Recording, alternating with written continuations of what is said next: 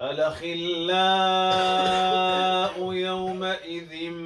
بعضهم لبعض عدو إلا المتقين. يا عبادي لا خوف عليكم اليوم ولا أنتم تحزنون الذين آمنوا بآياتنا وكانوا مسلمين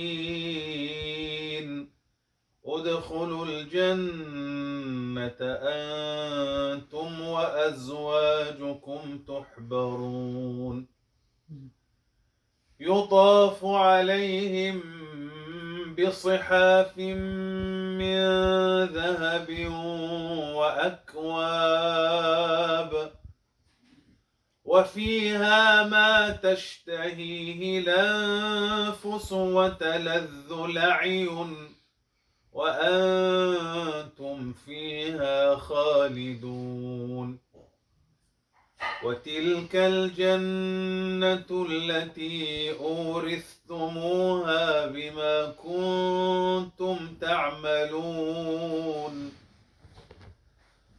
لكم فيها فاكهة كثيرة منها تاكلون إن المجرمين في عذاب جهنم خالدون لا يفتر عنهم وهم فيه مبلسون وما ظلمناهم ولكن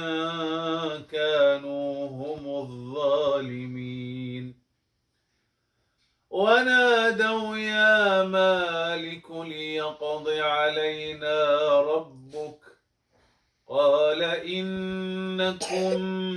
ماكثون لقد جئناكم بالحق ولكن أكثركم للحق كارهون أم أبرموا أمرا فإنا مبرمون أم يحسبون أنا لا نسمع سرهم ونجواهم بلى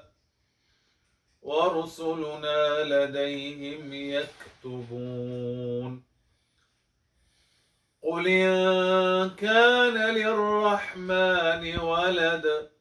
فأنا أول العابدين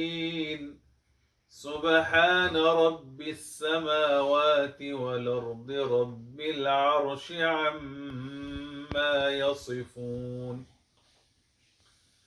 فذرهم يخوضوا ويلعبوا حتى يلاقوا يومهم الذي يوعدون وهو الذي في السماء إله وفي الأرض إله وهو الحكيم العليم وتبارك الذي له ملك السماوات والأرض وما بينهما وعنده علم الساعة وإليه ترجعون ولا يملك الذين يدعون من دونه الشفاعة إلا من شهد بالحق وهم يعلمون ولئن سألتهم من خلقهم ليقولن الله فأنى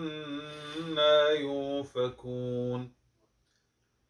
وقيله يا رب إن هؤلاء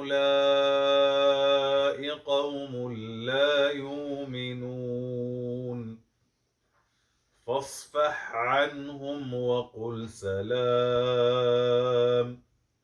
فسوف تعلمون صدق الله